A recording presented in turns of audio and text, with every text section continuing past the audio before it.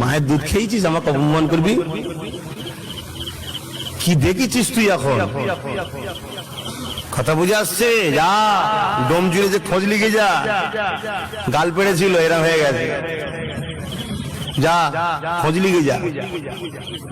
এখন সবাই বলছে যার জন্য করি গাল দিছি তার কাছে যেতে হবে। হ্যাঁ, উনসানিকে খোঁজ লিখে যা, গালিগালাজ করেছিল, না ঢিলে হয়ে গেছে, শুধু ছাদ থেকে লাভ মারতে যাচ্ছে, এ ধরছে ও ধরছে, লাস্টে এসে হাজির। আমি বলি ভাই যাও দাদা হুজুরের মাঝে যা, তুই তার আমাকে গাল দিস নি, দাদা হুজুরের খুনকে গাল যা, ওখানে যা। এখন আল্লাহ করে ভালো, চলে যাও ডানকুনি জয়কেষ্টরামপুরে। মদ খেয়ে 200 ছেলে আমাকে অপমান করতে গিয়েছিল, এক সপ্তাহের মধ্যে 7টা জন ছেলে মরে গেল। লাস্টে 200-400 এসে পুরপুরায় ক্ষমা। আমি তো দেখাই করিনি, যা বেরো, তোর গ্রাম শ্মশান হবে তারপরে তো হাত তুলবো, যা। লাস্টে আমার ইব্রাহিম চাচাকে ধরেছে যে হুজুর ভুল হয়ে গেছে, একটু বুঝা। চাচা আবার আমাকে ডেকেছে, কচি এরম করুন, যান মাদার জাত করেন, যান।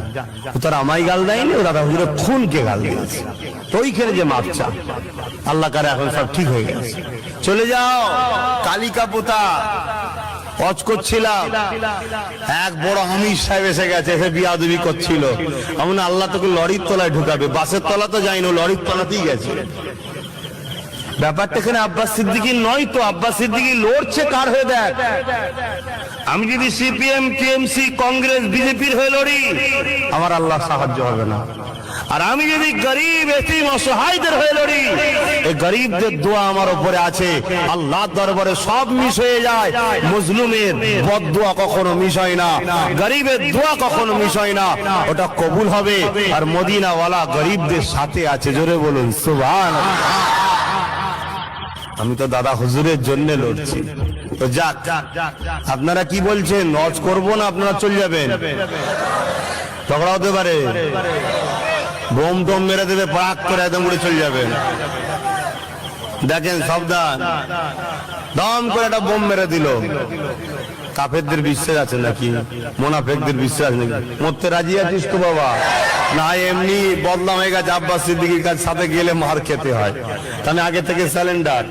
ইজুর ভাই মার খাওয়ার শখ যায়, চলে যা বাবা। আর যারা মারা শখ করছিস বাবা, এদের ঘরে যেতে দে, এগুলো তোদেরই লোক বাবা, একটু যেতে দে, তারপরে মারিস। তোর কত বোম আছে, মার। দেখি, আরে মাঝে মাঝে নিজেকে পরীক্ষা করতে হয় যে আমার আল্লাহ কতটা ভালোবাসে। পরীক্ষা করতে হয় না, হয় না? আব্বারা কি বলছো? তোমরা তো বাবা এমনি যাবার সময় হয়ে গেছে, তোমাদের কি শখ সাথ কিছু আছে নাকি? আর তাহলে চিন্তা কিসে? ফি সাবিলিল্লাহ, আল্লাহর রাস্তায় চলে যাও, কোনো চিন্তা করতে হবে না। গৌসুল আজম বড় পীর সাহেব হুজুরের ইরাকে কত বোম মেরেছিল, একটাও ফেটেছিল ভাই? আরে আমার নবীর মাহফিল এটা।